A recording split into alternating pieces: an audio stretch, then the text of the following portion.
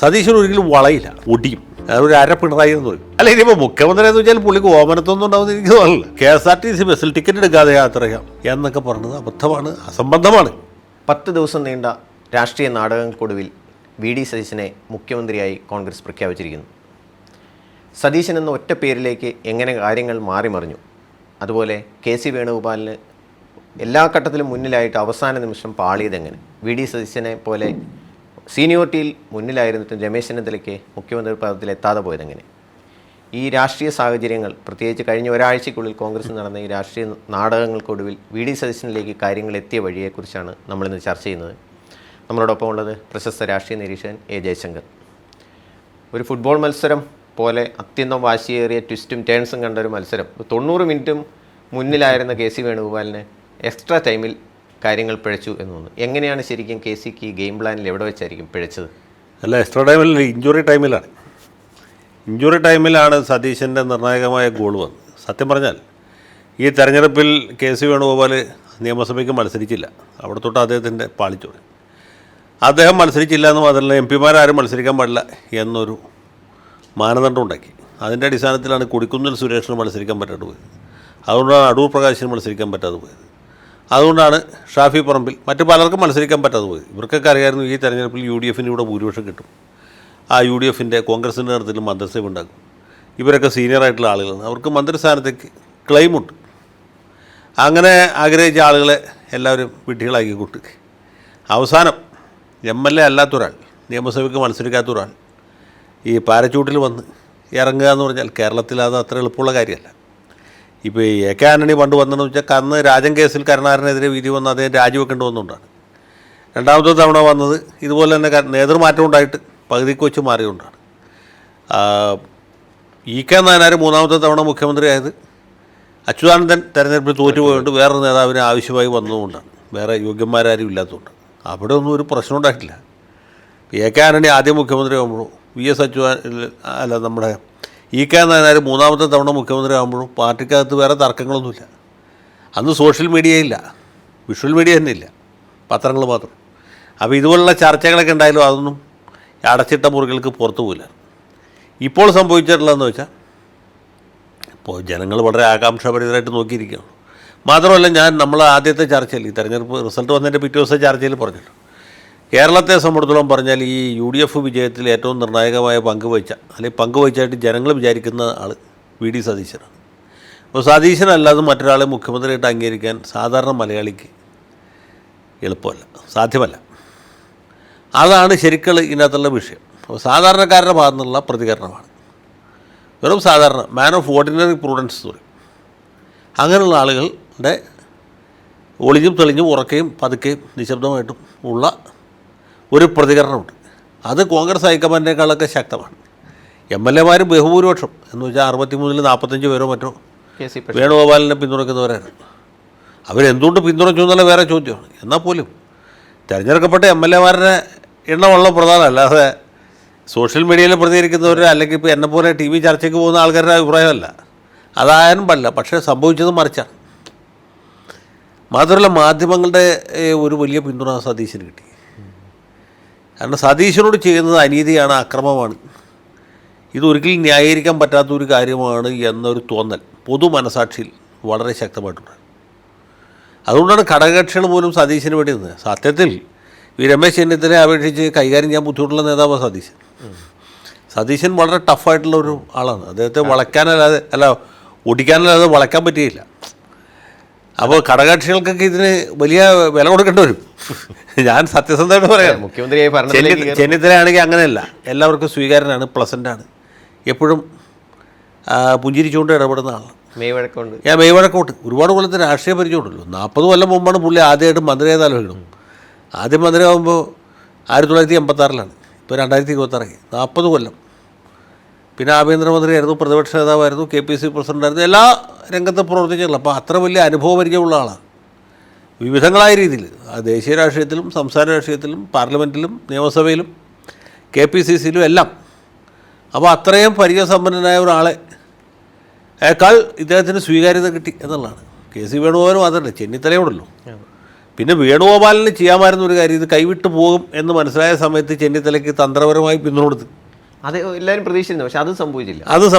അത് ചെയ്യാമായിരുന്നു. അത് ചെയ്യായിരുന്നെങ്കിൽ ഇപ്പോൾ സതീശൻ മുഖ്യമന്ത്രിയാകുക എന്നുള്ളൊരു അപകടത്തിൽ എന്നുള്ളത് മറുഭാഗത്ത് KCയുടെ ഭാഗത്ത് നോക്കുമ്പോൾ അതിൽ നിന്ന് അദ്ദേഹത്തിന് രക്ഷിക്കാമായിരുന്നു. പക്ഷേ അത് പറ്റിയില്ല. കാരണം ആ രീതിയിലേക്ക് കാര്യങ്ങൾ പോയില്ല.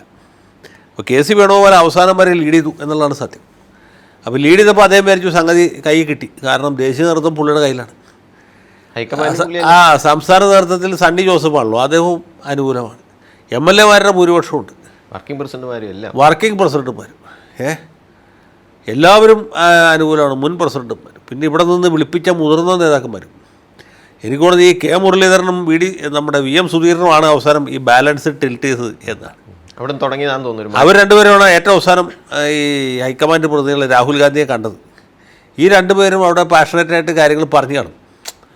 ഇത് അതുവരെ ഇവർ പറഞ്ഞിരുന്നത്, ഈ വർക്കിംഗ് പ്രസിഡന്റുമാരൊക്കെ ഡൽഹിയിൽ പോയി പറഞ്ഞത് ഇവിടുത്തെ ഈ പ്രതികരണങ്ങളൊക്കെ മാനിപ്പുലേറ്റഡാണ്, അതിൻ്റെ പുറകിൽ വലിയ ആസൂത്രണമുണ്ട്, ഇവർ തട്ടിപ്പുകാരാണ്, ഓർക്കസ്ട്രേറ്റഡ് ആയിട്ടുള്ള ഒരു റെസ്പോൺസാണ് ഉണ്ടാകുന്നത്. പക്ഷേ അങ്ങനെയല്ല ഇത് ജെനുവിനായിട്ട് ജനങ്ങളുടെ ഒരു പ്രതിഷേധമുണ്ട് എന്ന് VM സുധീരനും K മുരളീധരനും പറഞ്ഞപ്പോഴാണ് ഹൈക്കമാൻഡിന് ബോധ്യപ്പെടുന്നത്. അവസാന നിമിഷത്തിൽ റീതിങ്കിങ് വന്നു.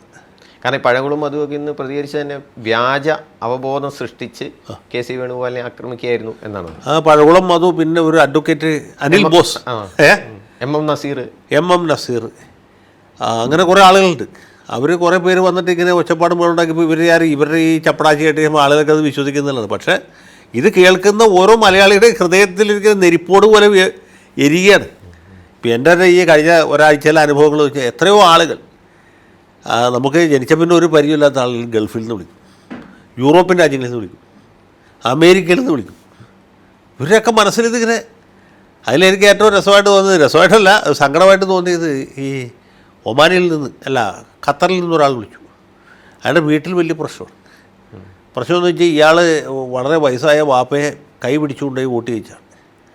വാപ്പ തൃത്താല മണ്ഡലത്തിൽ ബൽറാമിന് വോട്ട് ചെയ്തു. ഇപ്പോൾ വാപ്പയുടെ ആവശ്യം എന്ന് വെച്ചാൽ ബൽറാം പോയിട്ട് KCക്ക് സപ്പോർട്ട് ചെയ്തു. അപ്പോൾ ഇയാളും പറയുന്നുണ്ട് ഈ ബൽറാം അങ്ങനെ ഒരു ഗ്രൂപ്പിൻ്റെ ഭാഗമായിട്ട് പ്രവർത്തിക്കുന്ന ആളല്ല, പക്ഷേ എന്നിട്ട് പോലും ഇങ്ങനത്തെ ഒരു അതിക്രമം ചെയ്തു കളഞ്ഞു. ഇപ്പോൾ ബാപ്പയുടെ ആവശ്യം എന്ന് വെച്ചാൽ തെരഞ്ഞെടുപ്പ് റദ്ദാക്കണം. ഏത് തെരഞ്ഞെടുപ്പ്? നിയമസഭാ തെരഞ്ഞെടുപ്പ് റദ്ദാക്കി രാഷ്ട്രപതി ഭരണം ഏർപ്പെടുത്തണം, എന്നിട്ട് റീ ഇലക്ഷൻ നടത്തണം, പുള്ളിക്ക് MP രാജേഷ് വോട്ട് കൊടുക്കണം എന്നുള്ളതാണ്. അപ്പോൾ ഈ നിലയിലേക്ക് ആളുകളുടെ ചിന്താഗതിയാണ്. ആളുകൾ വോട്ട് ചെയ്തത് സതീശനായിരുന്നു. അപ്പോൾ അവിടെ പോയിട്ട് ബലറാം ഇങ്ങനത്തെ തലവഴി കാണിക്കുന്ന പുള്ളിക്കാരില്ലല്ലോ. പിന്നെ ഈ ശരിക്കും പറഞ്ഞാൽ ഈ മുഖ്യമന്ത്രി ആകാനുള്ള ശ്രമം കൊണ്ട് ഒരു 10 ദിവസം കൊണ്ട് ഇത്രയും കാലത്ത് കരിയറിൽ ബിൽഡ് ചെയ്ത ഒരു ഇമേജിനും KCയെ സംബന്ധിച്ചുണ്ടായ ഒരു ഡാമേജും ഒന്നും അറിയാതെ ഒരു പ്രതികരണവും നടത്താതെ VD സതീശൻ സ്കോർ ചെയ്യുകയും ചെയ്തൊരു 1 വീക്കും കൂടെയായിരുന്നു. അത് ഇനി KCയുടെയും ഈ രമേശ് ചെന്നിത്തലയുടെയും ഫ്യൂച്ചർ എന്താവും കോൺഗ്രസ്സിൽ? കാരണം ഇനി സതീശൻ മുഖ്യമന്ത്രി ആയിക്കഴിഞ്ഞാൽ ഇനി ഒരു പീരീഡിൽ രമേശ് ചെന്നിത്തലയെ സംബന്ധിച്ച് ഇനി ആ ചാൻസ് ബുദ്ധിമുട്ടായിരിക്കാം. അടുത്ത 5 വർഷം കഴിഞ്ഞാൽ ഈ രീതിയിലൊക്കെയാണ് കോൺഗ്രസ് തമ്മിലടിക്കുന്നെങ്കിൽ പിന്നെ സ്വാഭാവികമായിട്ട് ആൾക്കാർ പിണറായി വിജയനെ പൂമെത്ത വിരിച്ച് സ്വീകരിക്കും. അപ്പോൾ പിണറായി ഉണ്ടായില്ല, ഞാൻ പറഞ്ഞത് മാർക്സിസ്റ്റ് പാർട്ടി. അതെ. അപ്പോൾ പിന്നെ KC വേണുഗോപാലിനെ സംബന്ധിച്ച് ഈ പറഞ്ഞാൽ ഇപ്പോൾ ഇത് കിട്ടാതെ പോയി സതീശനായി കഴിഞ്ഞാൽ ഇനിയിപ്പോൾ ഈ 5 വർഷത്തിനിടയ്ക്ക് ഒരു 2.5 വർഷം കഴിയുമ്പോൾ പണ്ട് കരുണാകരനെ മാറ്റി ആന്റണി ലാൻഡ് ചെയ്ത പോലെ അങ്ങനത്തെ ഒരു പരിസ്ഥിതി. കാരണം MLA-മാരുടെ ഈ രാഷ്ട്രീയം തുറന്ന വളരെ അപ്രവചനീയമായിട്ടുള്ള കാര്യമാണ്. ഇപ്പോൾ സതീശൻ ഇപ്പോൾ മുഖ്യമന്ത്രി, ഇപ്പോൾ എത്ര കാലം അദ്ദേഹത്തിന് മുഖ്യമന്ത്രിയായിട്ട് മുന്നോട്ട് പോകാൻ കഴിയും, പിന്നെ തുടർ ഭരണം ഉണ്ടാവുമോ, തുടർച്ചയായ ഭരണം ഉണ്ടാവുമോ എന്നൊക്കെ വേറെ ചോദ്യമാണ്. പക്ഷേ സതീശൻ ഒരു ശരിയായ പ്രായത്തിലാണ്, 60-62 വയസ്സിൽ മുഖ്യമന്ത്രി ആവുമ്പോൾ ഒരു രാഷ്ട്രീയ നേതാവിനെ സംബന്ധിച്ച് ഏറ്റവും നല്ല സമയമാണ്. അതുപോലെ രമേശ് ചെന്നിത്തലയുടെ ഇത് കഴിഞ്ഞു. ഇനി അപ്പോൾ അദ്ദേഹത്തിന് ഒരു അവസരം കിട്ടുക വെച്ചാൽ സാധാരണയിലും ദുഷ്കരമാണ്. പിന്നെ VS അച്യുതാനന്ദൻ പണ്ട് വന്നത് അതൊക്കെ വേറെ കാര്യം. VS അച്യുതാനന്ദൻ പോലെ എത്രയോ പ്രായത്തിന് ശേഷമാണ് വന്നത്. അപ്പോൾ ഒരാൾക്ക് മുഖ്യമന്ത്രിയാകാനൊരു യോഗം ഉണ്ടെങ്കിൽ അതാരും വിചാരിച്ചാലും തടയാൻ പറ്റിയില്ല. പക്ഷേ വേണുഗോപാലിനെ സംബന്ധിച്ചുള്ള അദ്ദേഹം അനാവശ്യമായിട്ട് ഈ വിഷയത്തിൽ ഇടപെട്ട് ഇത്ര MLA-മാരെയൊക്കെ കൂട്ടിപ്പിടിച്ച് കൊണ്ടുപോയി അവസാനം ഒന്നുമില്ലാത്ത അവസ്ഥയിലായത് മാത്രമല്ല, ഈ ആളുകൾ ആരും ചെന്നിത്തലയെ ചീത്ത പറയുന്നില്ല. ചെന്നിത്തലയ്ക്ക് കിട്ടാത്തതിൽ കഷ്ടമായി എന്ന് പറയുന്നവരാണ് കൂടുതലും. പക്ഷേ വേണുഗോപാലിന് കിട്ടിയ പോലെ ഒരു ദുഷ്പേര് വേറെ ആർക്കും കിട്ടിയിട്ടില്ല. പിന്നെ കേന്ദ്ര നേതൃത്വത്തിലും ഇത്ര നാളും രാഹുൽ ഗാന്ധി മഹാനായിരുന്നു പറയുന്ന ആൾക്കാർക്ക് രാഹുൽ ഗാന്ധിയെക്കുറിച്ച് വളരെ അശ്ലീലമായ രീതിയിൽ സംസാരിക്കാൻ തുടങ്ങിയത് അവസാനമായപ്പോഴത്തേക്ക്. പിന്നെ ഈ ഒരു തീരുമാനം എടുത്തുകൊണ്ടാണ് പുള്ളി രക്ഷപ്പെട്ടത്. അല്ലെങ്കിൽ കേരളത്തിലേക്ക് കാലെടുത്ത് വിടാൻ പറ്റാത്ത അവസരം. അല്ലേ തന്നെ ആലോചിച്ചാൽ മതി. ഇന്നത്തെ ദിവസം മറിച്ചായിരുന്നു കെ സി വേണുഗോപാലിനെ മുഖ്യമന്ത്രിയായിട്ട് പ്രഖ്യാപിച്ചത് ഉണ്ടാകുന്ന സീൻ ഒന്ന് ആലോചിക്കാവുന്ന. ഭയങ്കരമല്ല. ഇന്നത്തെ ദിവസം രമേശ് ചെന്നിത്തല പ്രഖ്യാപിച്ച പോലും പ്രശ്നമായിരുന്നു. ചെന്നിത്തല പ്രഖ്യാപിക്കാമായിരുന്നു. അതിപ്പോൾ മെയ് 6-ാം തീയതി 7-ാം തീയതി പ്രഖ്യാപിച്ചാൽ കുഴപ്പമില്ല. അദ്ദേഹമാണ് സീനിയർ. അപ്പോൾ ആളുകൾക്ക് ശരിയാണല്ലോ, അത് ലോജിക്കുണ്ടല്ലോ, അത് ന്യായമാണല്ലോ എന്ന് തോന്നും. നേരെ മറിച്ച് ഇന്നിപ്പോൾ ചെന്നിത്തലയുടെ പേര് പ്രഖ്യാപിച്ച സംഗതി മോശമായിരുന്നു. അതുപോലെ സതീശനെ സംബന്ധിച്ച് ഇപ്പോൾ അന്ന് വനവാസം ഒരു വശത്ത് പറയുന്നു, മറുവശത്ത് 100 സീറ്റ് എന്ന് പറയുന്ന ഒരു ടാർഗറ്റ്. 100 സീറ്റ് അച്ചീവ് ചെയ്യുക എന്ന് പറഞ്ഞ ഒരു എന്താ പറയുക, കാലെ കൂട്ടി നമ്മൾ മുന്നേക്ക് എറിയ ലക്ഷ്യം. ആ ശരിക്കും പറഞ്ഞാൽ അതായിരിക്കില്ലേ ഒരു സതീശനിലേക്ക് ഈ കാര്യം. കാരണം 100 സീറ്റ് അച്ചീവ് ചെയ്തോടെ പിന്നെ 100 സീറ്റ് അച്ചീവ് ചെയ്ത് കഴിഞ്ഞാൽ ഞാനാണ് മുഖ്യമന്ത്രി ആകേണ്ടെന്നൊരു മെസ്സേജും കൂടെ അതിൽ പാസ് ചെയ്തിരുന്നു. അല്ല, അങ്ങനെയല്ല. അത് ഈ സതീശൻ്റെ ഒരു രീതി അങ്ങനെയാണ്. പുള്ളി ഇങ്ങനെയുള്ള കാര്യങ്ങൾ മുൻകൂട്ടി കാണും. കൂൾ കാൽക്കുലേഷൻ എന്ന് പറയും. ഇപ്പോൾ മാത്രമല്ല, നേരത്തെ എൻ്റെ അനുഭവത്തിൽ പറയാം. ഇപ്പോൾ കഴിഞ്ഞ ഇവർ തോറ്റുപോയ ഇലക്ഷൻ 21 തെരഞ്ഞെടുപ്പ് നടക്കുന്ന സമയത്ത്, തെരഞ്ഞെടുപ്പ് വോട്ടിങ് കഴിഞ്ഞ് കുറച്ച് ദിവസം കഴിഞ്ഞിട്ടാണ് കൗണ്ടിങ്. ഇൻ ബിറ്റ്വീൻ സമയത്ത് ഞങ്ങൾ തമ്മിൽ കണ്ടപ്പോൾ വേറെ ഒരു പ്രശ്നത്തില്ല. എങ്ങനെ ഉണ്ടപ്പോൾ ഒരാൾ അടുത്ത നാൾ ചോദിച്ചു 2020 എഫക്റ്റ് എന്തായിരിക്കും. പുള്ളി കൃത്യമായിട്ട് പറഞ്ഞു 2020 പെരുമ്പാവൂരും കുന്നത്ത് നടും, കോതമംഗലത്ത് ഞങ്ങൾക്ക് ദോഷം ചെയ്യും, മൂവാറ്റുപുഴയിൽ ഞങ്ങൾക്ക് ഗുണമാവും. കൃത്യമായിരുന്നു.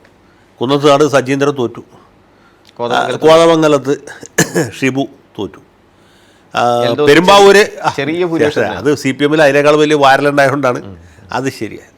അത് ഇയാൾ എൽദോസ് രക്ഷപ്പെട്ടത്. മറിച്ച് മൂവാറ്റുപുഴയിൽ അത് കുഴൽനാടന് ഗുണകരമായിട്ട് പോകും. ഇവരുടെ സാന്നിധ്യം ദോഷം ചെയ്തത് LDF-നാണ്. അപ്പോൾ ഈ രീതിയിൽ കണക്കൂട്ടാൻ അദ്ദേഹത്തിന് സാധിക്കും. അതിൽ തന്നെ അത് മാത്രമല്ല, ഇപ്പോൾ ഈ കഴിഞ്ഞ ലോക്കൽ ബോഡി ഇലക്ഷൻ മുമ്പായിട്ട് പുള്ളി ദീപിയെ കൊടുത്ത ഒരു ഇൻ്റർവ്യൂവിൽ പറഞ്ഞിരുന്നു 7 ജില്ലാ പഞ്ചായത്തുകളിൽ ഞങ്ങൾ ജയിക്കും, പിന്നെ 4 കോർപ്പറേഷനുകൾ ഞങ്ങൾ പിടിക്കും, ബഹുഭൂരിപക്ഷം ഗ്രാമപഞ്ചായത്തുകൾ, മുനിസിപ്പാലിറ്റികൾ. അതായത് 4 കോർപ്പറേഷൻ എന്ന് പറയുമ്പോഴേ അത് കൃത്യം ഒരു കൊല്ലം കോർപ്പറേഷനിൽ UDF ജയിക്കും, കോൺഗ്രസ്സുകാരൻ മേയറാവുന്ന ആർക്കെങ്കിലും സങ്കല്പിക്കാൻ പറ്റുമോ? അത് ആരും ചിന്തിച്ചില്ല. കൊച്ചി കോർപ്പറേഷൻ ഓൾറെഡി, കണ്ണൂരും ശരിയാണ്, തൃശ്ശൂർ സ്വാഭാവികം, അതൊക്കെ കിട്ടാവുന്നതാണ്. പക്ഷേ ഈ കൊല്ലം കോർപ്പറേഷനൊക്കെ അതുപോലെ 100 സീറ്റ് എന്ന് പറഞ്ഞത് അതൊരു കാൽക്കുലേഷൻ്റെ പേരിലാണ്, ഒരു കണക്കൂട്ടലുണ്ട് പുള്ളിക്ക്. 12 മന്ത്രിമാർ നോക്കും എന്ന് പറഞ്ഞു, കൃത്യമായിട്ട് പറഞ്ഞു. പക്ഷേ 13 പേര് തോറ്റുപോയി. കണക്ക് അങ്ങനെയാണ് തെറ്റിയത്. പിന്നെ ഇപ്പോൾ പറഞ്ഞ പോലെ മുമ്പേ സീനിയർ നേതാക്കളായ VM സുധീരൻ ആണ് ഇതിലൊരു കൃത്യമായ അതിൽ സുധീരൻ്റെ ഞാൻ ചോദിക്കുന്ന കാര്യം, പണ്ട് ഇതുപോലെ ഉമ്മൻചാണ്ടി രമേശ് ചെന്നിത്തലയെ എതിർത്തിട്ട് സുധീരനെ കാർത്തികേയനെ അവർ KPC പ്രസിഡന്റ് ആക്കാൻ, ഇതേ രാഹുൽ ഗാന്ധിയാണ് സുധീരനെ അന്ന് ഇവിടെ KPC പ്രസിഡന്റ് ആക്കുന്നത്. പക്ഷേ ആ ഭരണകാലത്തെന്ന് പറഞ്ഞാൽ ഉമ്മൻചാണ്ടിയും സുധീരനും തമ്മിൽ ഒരു സ്വരച്ചേർച്ച ഇല്ലാത്തൊരു കാലഘട്ടം കൂടിയായിരുന്നു. ഇപ്പം ഇതേപോലെ വീണ്ടും സതീശനെ ഇവിടെ വാഴിക്കുന്നു. ഈ സതീശന് ഇനി അങ്ങോട്ടുള്ള ഒരു സതീശൻ യുഗം ശരിക്കും ഒരു വശത്ത് കാർക്കശ്യം, ഉറച്ച നിലപാടുകൾ, അങ്ങനെ ഒരാൾക്ക് മുഖ്യമന്ത്രിയായിട്ട് എത്രത്തോളം ശോഭിക്കാൻ പറ്റും, അതൊരു വലിയ ക്വസ്റ്റ്യനാണ്. അതിനെക്കുറിച്ച് നമ്മളിപ്പോൾ ഒരു പ്രവചനം നടന്നത് ശരിയല്ല. സതീശൻ്റെ ഒരു പോരായ്മ എന്ന് വെച്ചാൽ കാർക്കശ്യമല്ല, അത് ഓരോരുത്തരുടെ വ്യക്തിപരമായിട്ടുള്ള കാര്യമാണല്ലോ. ഒരാൾ പോലെയല്ലോ വേറൊരാൾ. ഉമ്മൻചാണ്ടിയെ പോലെയല്ല ചെന്നിത്തല പോലെയല്ല സതീശൻ, അതുപോലെയല്ല മുരളീധരൻ. അത് വ്യക്തിപരമായിട്ട് മാറ്റുള്ളൂ. പക്ഷേ സാധാരണ ഏതൊരു കോൺഗ്രസ്സുകാരൻ്റെ ഒരു പ്രത്യേകത ഈ കാണുന്ന ആളുകൾ കെട്ടിപ്പിടിക്കുക, ഉമ്മയ്ക്കുക, വളരെ ഊഷ്മളമായിട്ട് പെരുമാറുക എന്നുള്ളതാണ്. ഏത് ബുദ്ധിയില്ലാത്ത കോൺഗ്രസ്സുകാരനും അങ്ങനെയായിരിക്കും. പക്ഷേ സതീശൻ്റെ ഒരു പ്രത്യേകത, പുള്ളി ഈ പിടുത്തമാണ്. എനിക്ക് അദ്ദേഹമായിട്ട് എത്ര കൊല്ലത്തെ 91, 92 വക്കീലായിട്ട് വരുന്ന കാലത്തൊട്ട് അടുത്ത പരിചയമുണ്ട്. പക്ഷെ ഒരിക്കലും അങ്ങനെ ഊഷ്മളമായ പെരുമാറ്റം അദ്ദേഹത്തിന് ഉണ്ടാവില്ല. ഈ പ്രതിപക്ഷ നേതാവ് വരുന്ന 5 കൊല്ലത്തിനിടയ്ക്ക് എന്നെ ഒരു പ്രാവശ്യമാണ് പുള്ളി ഇങ്ങോട്ട് ഫോണിൽ വിളിച്ചത്. ഞാൻ അങ്ങോട്ട് വിളിച്ചിട്ടേ ഇല്ല എന്ന് പറഞ്ഞാൽ അത്രേ ഉള്ളൂ. എന്നാൽ കാണുമ്പോഴൊക്കെ വലിയ വർത്തമാനവും സ്നേഹമൊക്കെ പറയും. പക്ഷേ അങ്ങനെ മാൻ ടു മാൻ റിലേഷൻ പുള്ളിക്ക് കുറവാണ്. അത് ചെന്നിത്തലയോ അല്ലെങ്കിൽ തിരുവഞ്ചൂർ രാധാകൃഷ്ണനോ ഈവൻ ഉമ്മൻചാണ്ടി വയ്യാതിരിക്കുന്ന സമയത്ത് പോലും അവരൊക്കെ കാണിക്കുന്ന ഒരു സ്നേഹമുണ്ടല്ലോ, ആ ഒരു പേഴ്സണൽ റിലേഷൻ, അത് സതീശന് ഒരിക്കലും മെയിൻറ്റെയിൻ ചെയ്യാൻ പറ്റില്ല. പ്രകടനപരത ഒട്ടുമില്ല. മാത്രമല്ല ഈ ചെല്ലുമ്പോൾ പ്രവർത്തകരൊക്കെ ഇദ്ദേഹത്തിൻ്റെ അടുത്ത് പോയി ഇങ്ങനെ മുട്ടാൻ നോക്കുമ്പോൾ പുള്ളിക്ക് ഇഷ്ടമല്ല. പുള്ളിക്ക് പെട്ടെന്ന് അത് ഞാൻ തന്നെ പറഞ്ഞിട്ടുണ്ട്, ഇദ്ദേഹം ഒരു അരപ്പിണറായിയാണ്. തൃശ്ശൂർ ഭാഷയിൽ പറഞ്ഞല്ലേ, ഒരു അരപ്പിണറായി എന്ന് പറയും. അതുപോലെ ഈ ഒരു കതറിട്ട പിണറായി പുള്ളിയുടെ അകത്തുണ്ട്. ഈ പിണറായി എങ്ങനെ എതിർത്തിട്ടായിരിക്കും പുള്ളി ആ ഒരു സാധനം അത് കുറേശ്ശെ എത്തിച്ചു, അത് നമ്മളിലേക്ക് അത് വ്യാപിക്കും. അപ്പോൾ അത് ഈ പറഞ്ഞ പോലെ ഇനി ഭരണകാലത്ത് ഒരു അത് ഇനി വരും ദിവസങ്ങളിൽ കൂടുതൽ പ്രകടമാകും. അപ്പോൾ ഉമ്മൻചാണ്ടി ആളുകളെ കാണുമ്പോൾ ഇങ്ങനെ കെട്ടിപ്പിടിക്കും, കാറിലെല്ലാവരും വിളിച്ച് കയറ്റിക്കൊണ്ട് അങ്ങനെയൊന്നും പുള്ളി ചെയ്യില്ല. അതൊന്നും അവിടെ പ്രതീക്ഷിക്കേണ്ട. അത് വേറൊരു മേക്കിൽപ്പെട്ട ആളാണ്. അതിൽ തന്നെ ഇപ്പം ഈ ഇലക്ഷൻ കാലത്ത് 3-4 ഗ്യാരണ്ടീസ് KSRTC, സ്ത്രീകൾക്കുള്ള ക്ഷേമ പദ്ധതികൾ, ഇന്ദിരാ ഗ്യാരണ്ടി, ഇങ്ങനത്തെ കാര്യം, ഇതിനൊക്കെ അതായത് ജനം എക്സ്പെക്റ്റ് ചെയ്യുന്നത് ഇതിനൂടെയാണല്ലോ വോട്ട് ചെയ്ത്. ഇപ്പോഴത്തെ ഒരു സാമ്പത്തിക സ്ഥിതി അനുസരിച്ച് ഇതെങ്ങനെ അത് എന്ത് മാജിക്ക് കാണിക്കും എന്നുള്ളത് തന്നെ ഒരു അതൊന്നും നടപ്പാവുന്ന എനിക്ക് തോന്നുന്നു. അതൊക്കെ നടപ്പാക്കിയാൽ വലിയ അപകടത്തിൽ ചെന്ന് അവസാനിക്കും. കേരളത്തിലെ ആളുകളെ സംബന്ധിച്ചുള്ള ഇങ്ങനെയുള്ള ഫ്രീ ബീസ് ഒന്നും സത്യത്തിൽ അത്യാവശ്യമല്ല, അതൊക്കെ അനാവശ്യവുമാണ്. ഇപ്പോൾ ഈ വാർദ്ധക്യകാല പെൻഷൻ, ക്ഷേമ പെൻഷൻ കൊടുക്കണ്ടല്ലോ, അത് തന്നെ മുടക്കം കൂടാതെ കൊടുത്താൽ മതി. അതുകൊണ്ടൊക്കെ ആളുകൾ തൃപ്തരാണ്. ഈ KSRTC ബസ്സിൽ ടിക്കറ്റ് എടുക്കാതെ യാത്ര ചെയ്യാം എന്നൊക്കെ പറഞ്ഞത് അബദ്ധമാണ്, അസംബന്ധമാണ്. കേരളം പോലുള്ള സംസ്ഥാനത്തിൽ ബസ്സിൽ ടിക്കറ്റ് എടുക്കാൻ പറ്റാത്ത ആളുകളൊന്നും ഉണ്ടാവുമെന്ന് എനിക്ക് പറയില്ല. അത് സത്യത്തിൽ ബസ്സിൽ കയറുന്ന സ്ത്രീകളെ അവമാനിക്കുന്നതിന് തുല്യമാണ്. ഒരു സ്ത്രീ KSRTC ബസ് പ്രൈവറ്റ് ബസ്സോട് ഒരുമിച്ച് വരികയാണ്. പ്രൈവറ്റ് ബസ്സിൽ കയറുന്ന സ്ത്രീ കാശുള്ള സ്ത്രീയും KSRTC ബസ്സിൽ കയറുന്ന സ്ത്രീ ജീവിക്കാൻ നിവൃത്തിയില്ലാത്ത സ്ത്രീയാണെന്നുള്ള ഒരു ഡിഫറൻസിയേഷൻ അതിൻ്റെ അകത്ത് വരും. അത് തന്നെ സ്ത്രീകൾക്ക് അപമാനകരമാണ്. അങ്ങനെ ഉണ്ടാവുമല്ല. പിന്നെ ഇപ്പോൾ പറഞ്ഞ പോലെ ഈ സതീശൻ്റെ ഒരു വികസന കാഴ്ചപ്പാട് എപ്പോഴും സതീശൻ സംസ്കാരിക്കുന്നത് വളരെ ദീർഘവീക്ഷണത്തോടെ, എന്താ പറയുക, ഇന്നതിന് എനിക്കൊരു പരിഹാരമുണ്ട്. അപ്പോൾ ഒരു പ്രസംഗത്തിൽ അദ്ദേഹം പറയുന്നത്, എന്താ പറയുക, വിദേശ മലയാളികൾ ഇവരെ വന്നു കഴിഞ്ഞാൽ നിങ്ങളെ സർക്കാരിൻ്റെ വണ്ടിയിൽ അതിഥികളായി കൊണ്ടുപോയി നിങ്ങളെ ട്രീറ്റ് ചെയ്യും, ആ പദ്ധതി എൻ്റെ ഉണ്ട്. അങ്ങനെ ഒരുപാട് കൺസെപ്റ്റ്സ് മുന്നോട്ട് വെക്കുന്നുണ്ട്. അപ്പോൾ അത് ശരിക്കും പറഞ്ഞാൽ ഈ ഒരു വശത്ത് ഇനി ഉണ്ടാകാൻ പോകുന്ന മന്ത്രിമാർ ബഹുഭൂരിപക്ഷം സ്വാഭാവികമായിട്ടും ഇപ്പം ഈ നിമിഷം KCയോട് അലൈൻ ചെയ്ത് ഇന്നലെ ആയിരിക്കണം. അപ്പോൾ അത് ഇതിനകത്ത് ഇനി കോൺഗ്രസിൻ്റെ എല്ലാ കാലത്തുള്ള ഒരു വെല്ലുവിളി അല്ലെ പ്രതിസന്ധി എന്ന് പറയുന്നത് മുഖ്യമന്ത്രി ഒരു രീതിയിലും മന്ത്രിമാരുടെ പ്രസ്താവനകളിലൂടെ നടത്തുന്നത് ഉമ്മൻചാണ്ടിയുടെ കാലഘട്ടത്തിലൊക്കെ കണ്ടു. അത് ഈ കൂട്ടുത്തരവാദിത്വം എന്ന് പറയുന്ന ഒരു സംഗതി, ഇങ്ങനത്തെ ഒരു വശത്ത് സതീശൻ ഒറ്റയ്ക്കാണ്, മറുവശത്ത് ഇങ്ങനെ ഒരു ഗ്രൂപ്പ് ഫോർമേഷൻ വന്നു കഴിഞ്ഞാൽ അതെങ്ങനെ സതീശന് ടാക്സ് അല്ല, അത് അതിനേക്കാൾ വലിയ പ്രശ്നം എന്ന് വെച്ചാൽ എക്സ്പീരിയൻസ്ഡ് ആയിട്ടുള്ള ആളുകൾ കുറവാണ്. അവർക്ക് ആർക്കും തന്നെ മന്ത്രിസഭയിൽ ചേരാനും പറ്റില്ല. തിരുവഞ്ചൂർ രാധാകൃഷ്ണൻ സീസൺഡ് പൊളിറ്റീഷ്യനാണ്, നല്ല അഡ്മിനിസ്ട്രേറ്ററാണ്, കേരളം കണ്ട ഏറ്റവും നല്ല ആഭ്യന്തരമന്ത്രി അദ്ദേഹം. രമേശ് ചെന്നിത്തല ഇതുപോലെ കഴിവ് തെളിയിച്ച ആളാണ്. പക്ഷേ അദ്ദേഹം ഏതായാലും മന്ത്രിസഭയിൽ ചേരില്ല എന്നുള്ള ഉറപ്പായി. പിന്നെ മുരളീധരനാണ്, പുള്ളിക്ക് അഡ്മിനിസ്ട്രേറ്റീവ് എക്സ്പീരിയൻസ് ഇല്ല, പക്ഷേ മന്ത്രി ആക്കാവുന്ന ആളാണ്. പിന്നെ സാമുദായിക പരിഗണന വെച്ച് നോക്കുമ്പോൾ വേറെ ഒരുപാട് പേരെ കൊണ്ടുവരേണ്ടതായിട്ട് ഇവരെയൊക്കെ വെച്ചിട്ട് മുന്നോട്ട് കൊണ്ടുപോകാൻ വെച്ചാൽ എളുപ്പമല്ല. അതേസമയത്ത് പിണറായി വിജയൻ ഉണ്ടായിരുന്ന പോലെ ഡിക്റ്ററ്റോറിയൽ പവേഴ്സ് പുള്ളിക്ക് ഉപയോഗിക്കാൻ പറ്റില്ല, ജനാധിപത്യ സംവിധാനമില്ല. അതിനുപരിയായിട്ട് ഘടകകക്ഷികൾ മറവാദിക്കല്ലേ, മുസ്ലിം ലീഗുകാരെ കൊണ്ട് ഇദ്ദേഹത്തിൻ്റെ വല്ല സിദ്ധാന്തവും നടപ്പാക്കാൻ പറ്റുമോ? കേരള കോൺഗ്രസിനെ കൊണ്ട് ജയിക്കാൻ പറ്റുമോ? അനൂപ് ജേക്കബിനെ കൊണ്ട് ജയിക്കാൻ പറ്റുമോ? ആരെ കൊണ്ടെങ്കിലും ജയിക്കാൻ പറ്റുമോ? അപ്പോൾ ഇതൊരു ഉടലൂർ ദേവസ്വമായിട്ട് മാറാനാണ് സാധ്യത. നമ്മളിപ്പോൾ ഈ സമയത്ത് സത്യപ്രതിജ്ഞയ്ക്ക് മുടക്കുമ്പോൾ ഇങ്ങനെയുള്ള നെഗറ്റീവായിട്ടുള്ള കാര്യങ്ങൾ പറഞ്ഞാൽ ശരിയല്ല, എങ്കിൽ പോലും അതൊക്കെ വളരെ ബുദ്ധിമുട്ടായിരിക്കും. അത് ഇപ്പോൾ പറഞ്ഞ പോലെ അപ്പോൾ ഒരു നല്ല പാർലമെൻറ്റേറിയൻ നല്ല അഡ്മിനിസ്ട്രേറ്ററായിട്ട് മാറും എന്നുള്ളിടത്താണ് നമ്മുടെ ചോദ്യം.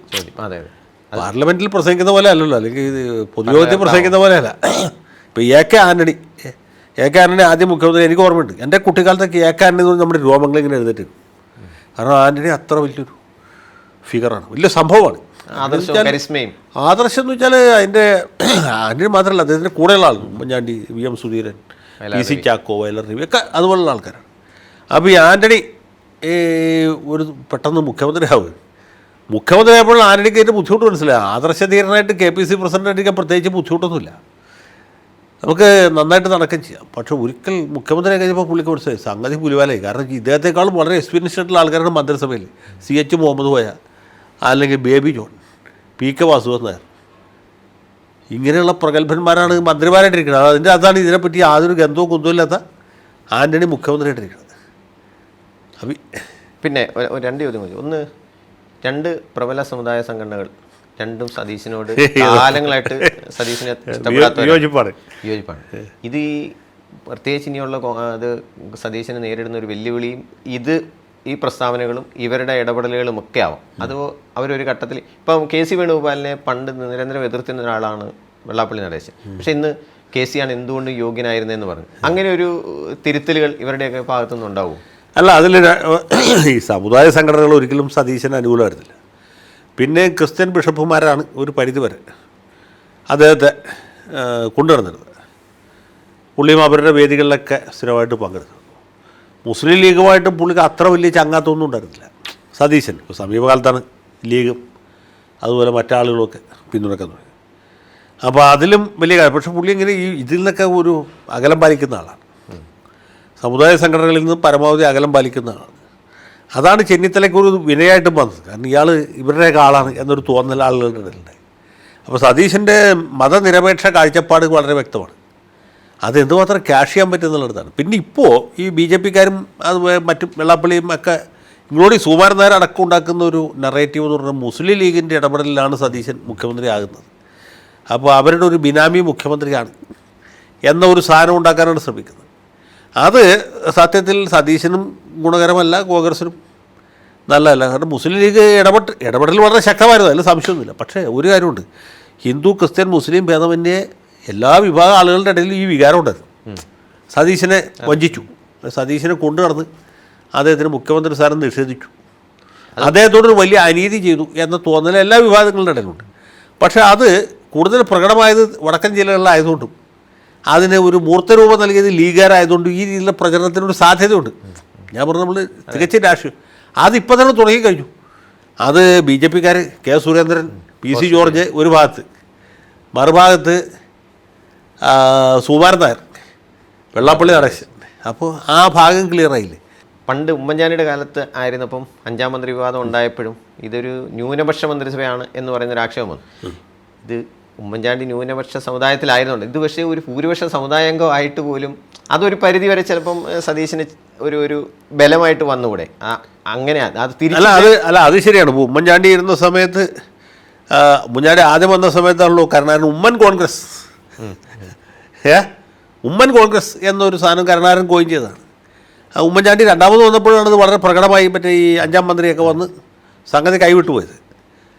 പക്ഷേ ആ ഒരു സംഗതി സതീശനിൽ അത്ര തന്നെ വരില്ല, സതീശനായതുകൊണ്ട്. പക്ഷേ ഈ ഒരു സാധനമുണ്ട്, സതീശനെ മുഖ്യമന്ത്രി കസേരയിൽ ഇരുത്തിയത് ലീഗാണ്, കുഞ്ഞാലിക്കുട്ടിയാണ് എന്ന ഒരു മെസ്സേജ്, അത് ഒരു സം എക്സ്റ്റെൻറ്റ് അത് ചിലവാവുകയും ചെയ്യും. അല്ല, കൂട്ടിച്ചേർക്കാൻ പറ്റുന്നുണ്ട്. ഇപ്പം നമുക്ക് നോക്കുമ്പോൾ ഘടകകക്ഷി മന്ത്രിമാരെല്ലാം വരിക മൈനോറിറ്റി, പ്രത്യേകിച്ച് ക്രിസ്ത്യൻ ഒക്കെയാണ്. അപ്പോൾ ഈ വെള്ളാപ്പള്ളി ക്രിസ്ത്യൻ മുസ്ലിം ലീഗ്, കേരള കോൺഗ്രസ് അല്ലാതെ അതെ CMB RSP, Kerala Congress, Jacob group, ഇനി മാണി കാപ്പനുണ്ട്, ഇതെല്ലാം ക്രിസ്ത്യൻ ഇതിലാണ്. അപ്പോൾ ഈ രീതിയിൽ പറയുന്ന ഒരു ആരോപണത്തിന് ബലം വരാവുന്ന സാഹചര്യം അടുത്ത ദിവസങ്ങളിൽ സംഭവിക്കുകയും ചെയ്യും. അപ്പം ഈ പറഞ്ഞ പോലെ ഇത് വളരെ പ്രകടമായിട്ടൊരു വരുംകാല രാഷ്ട്രീയത്തെ നിയന്ത്രിക്കാവുന്ന രീതിയിലേക്ക് ഈ ചർച്ച, അത് ഏത് കാലത്തും ഇങ്ങനെയുള്ള സംഭവങ്ങളുണ്ട്. പണ്ട് ഇപ്പോഴൊന്നുമല്ല, 1949 പറവൂർ TK നാരായണപിള്ള മുഖ്യമന്ത്രി കാലത്ത് പോലും ഇങ്ങനെയുള്ള ആക്ഷേപം ഉണ്ടായിട്ടുണ്ട്. പറവൂർ TK നാരായണപിള്ള ക്രിസ്ത്യാനികളുടെ നോമിനിയാണെന്നും ഈ കോൺഗ്രസ് ക്രിസ്ത്യൻ കോൺഗ്രസ് ആണെന്നും ഈ ജോൺ ഫിലിപ്പോസിൻ്റെ ബിനാമിയാണ് നാരായണപിള്ള എന്നൊക്കെ ആരോപണം ഉന്നയിച്ചാരെന്നറിയാം. ഒന്ന് മന്നത്ത് പത്മനാഭൻ, 2 R ശങ്കർ. ഇതാണ്, അങ്ങനെയാണ് കോൺഗ്രസിൻ്റെ ഡിക്ലൈൻ ആരംഭിച്ചതും കമ്മ്യൂണിസ്റ്റ് പാർട്ടിയുടെ ഒരു മുന്നേറ്റം ആരംഭിച്ചു. ലാസ്റ്റ് ആൻഡ് ഫൈനൽ ഒരു ക്വസ്റ്റ്യൻ കൂടെ ചോദിക്കാം. അപ്പം അല്ല, അന്ന് ഈ 2 പാർട്ടിയുള്ളൂ, ഇപ്പോൾ BJP കൂടി ഉണ്ട്, അതാ വ്യത്യാസം. അല്ല, ഈ സതീശനെ കുറിച്ച് പറഞ്ഞപ്പോൾ 91 പ്രാക്ടീസ് ചെയ്യുന്ന കാലം മുതൽ ഇത്രയും കാലം സതീശനെ നോക്കിക്കണ്ടിരുന്ന ഒരാൾ എന്നുള്ളതിൽ ഒരു അത്ര ഓർമ്മയിൽ നിൽക്കുന്ന ഒരു സംഗതി, അല്ലെങ്കിൽ ആ സതീശൻ ഇനി എങ്ങനെ ആകും എന്നുള്ളതിനെ സംബന്ധിച്ചൊരു കൺസെപ്റ്റ് ഒന്ന് ഷെയർ ചെയ്യാൻ. അല്ല, സതീശൻ്റെ ഏറ്റവും വലിയ പ്രത്യേകത പുള്ളി ഒരു സ്റ്റാൻഡ് എടുത്താൽ അത് ഇതും മാറില്ല എന്നുള്ളതാണ്. സതീശൻ ഒരിക്കലും വളയില്ല, ഒടിയും. മനസ്സിലല്ലേ? അതാണ് ആ ഒരു പിടുത്തമുണ്ട്. അത് തുടരാൻ അത് സാധാരണ CPM-കാർക്കാണ് അങ്ങനത്തെ പിടുത്തം കാണാറ്. ഇത് കോൺഗ്രസ്സിലെ, ഞാനത് പറഞ്ഞ കാതറിട്ട പിണറായി വിജയനാണ് സതീശൻ എന്ന് പറഞ്ഞത്. ആ ഒരു നിലപാടിൻ്റെ ഒരു കാർക്കശ്യമുണ്ട്, പുള്ളിയുടെ മുഖത്തിൻ്റെ ഒരു പാരുഷ്യമുണ്ട്, അത് ശ്രദ്ധിക്കുന്നു. രമേശ് ചെന്നിത്തലയുടെ മുഖത്തിനൊരു ഓമനത്തുണ്ട്, ഉമ്മൻചാണ്ടിയുടെ ഒരു ശിശുതുല്യമായ നിഷ്കളങ്കതയുണ്ട്, ഇല്ലേ? കരുണാകരനാണെങ്കിൽ ഒരു കുസൃതിയാണ്, ഇങ്ങനെ ഒരു പുഞ്ചിരി കണ്ണിറുക്കൽ. ഇതങ്ങനെയല്ല, ഈ സിനിമാന തിലകൻ്റെയൊക്കെ മുഖത്ത് കാണുന്ന പോലത്തെ ഒരു പാരുഷ്യമാണ്. അതാണ് പുള്ളിയുടെ പ്രത്യേകത. ഉമ്മൻചാണ്ടിയുടെ നിഷ്കളങ്കതയോ കരുണാകരൻ്റെ ഒരു കൗശലമോ രമേശിൻ്റെ ഒരു ഓമനത്തമോ അല്ല. ഈ മസിൽ പിടുത്തം അതിനി അങ്ങനെ തന്നെ ആയിരിക്കുമോ എന്ന് നമുക്ക് മസിൽ പിടുത്തം മാത്രമല്ലേ ഒരു പാരുഷ്യം. അതെ കണ്ടറിയാം. അതെ. അല്ല ഇനിയിപ്പോൾ മുഖ്യമന്ത്രി എന്ന് വെച്ചാൽ പുള്ളിക്ക് ഓമനത്തൊന്നും ഉണ്ടാവുമെന്ന് എനിക്ക് തോന്നില്ല. അതിന് സാധ്യതയില്ല. ആ പ്രായമൊക്കെ കഴിഞ്ഞില്ല.